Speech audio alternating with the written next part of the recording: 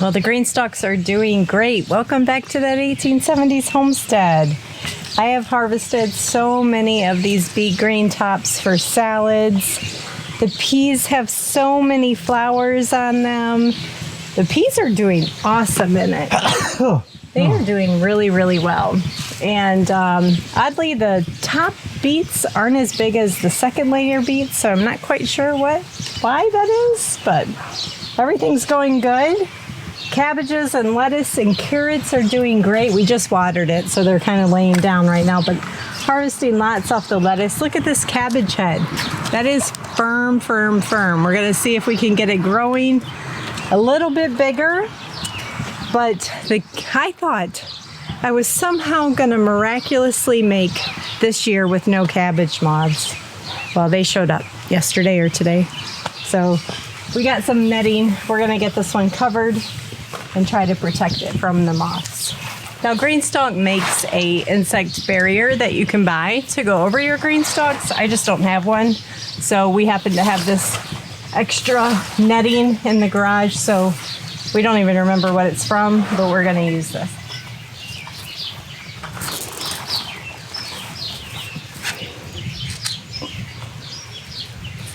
Okay, I think I got it wrapped all the way around the back.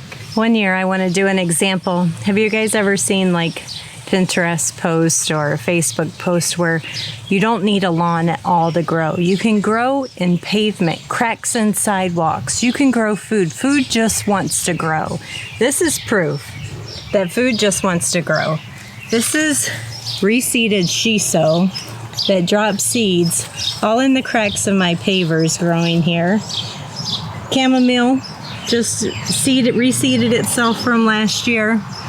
We've got plantain growing in here. I mean, I bet I could come through here and plant this entire paver section filled with nothing but lettuce, and lettuce would grow.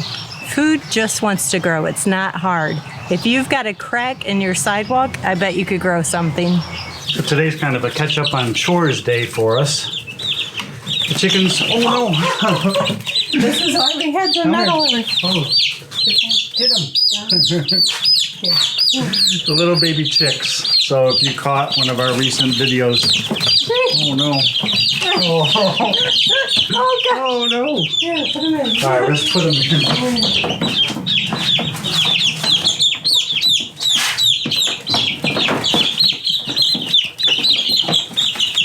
Geez, they are feisty. So if you caught one of our recent videos, you probably know we lost 6 of our chickens recently. While we were going on vacation for a week, raccoons got into our coop while it was still daylight before the automatic door shut. Killed 6 of them, dragged the carcasses over underneath our barn to feed its babies. So we have since trapped and relocated the mama. We need to trap the babies now.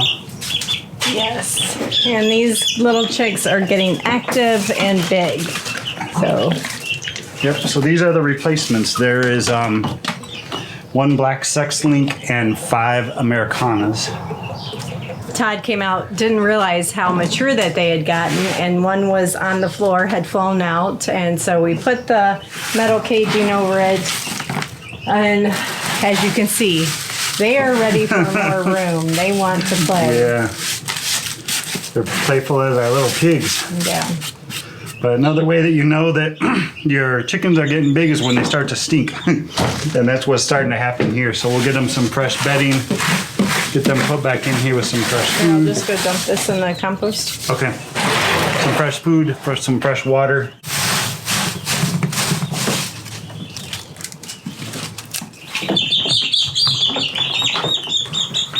So stinking cute.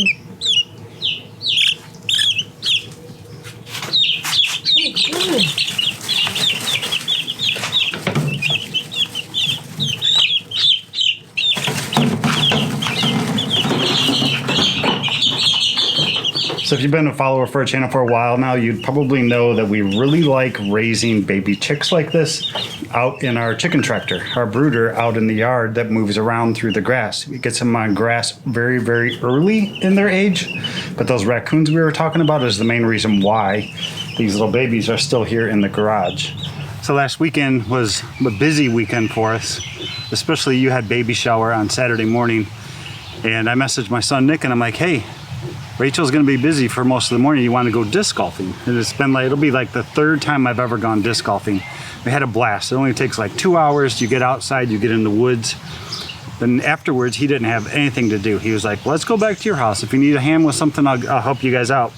So, well, we just got a whole load of wood chips delivered in front of the house. So the weed pressure in the garden is bad. Insane.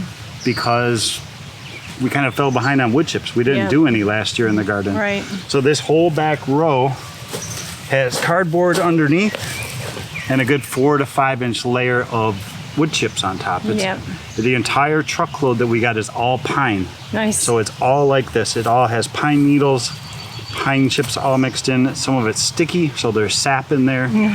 A lot of things. But they got this row and what, the potato row done? yeah, the two. I should show you guys the potatoes. They're doing amazing. They are.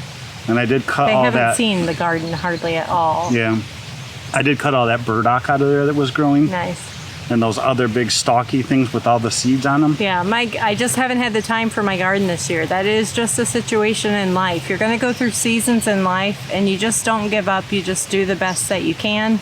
And this is a year that, as much as I need my garden to be successful because I'm not growing next year, if it comes down to it and I have to rely on a farmer at a farmer's market, I will. And I just had to let that pressure go on myself and just do the best that I can. So maybe this weekend I'll get out here and give you guys the garden tour that isn't so beautiful and show you what happens when, I mean, I've had some pretty beautiful gardens and this year's not one of them. But I'll show you at least what's going on and how I'm making the best of it. But at least let me go show you the potatoes. So nice! Look at all the potato flowers.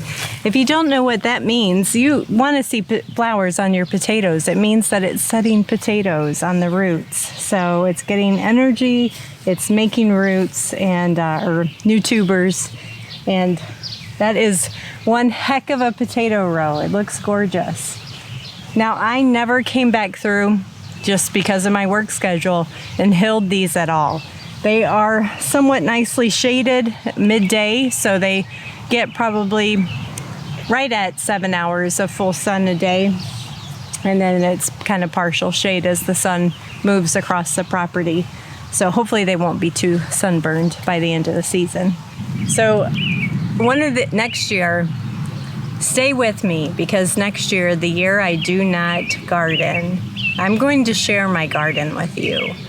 Because I was super observant this year, more observant than I've ever been before, about everything that came back on its own.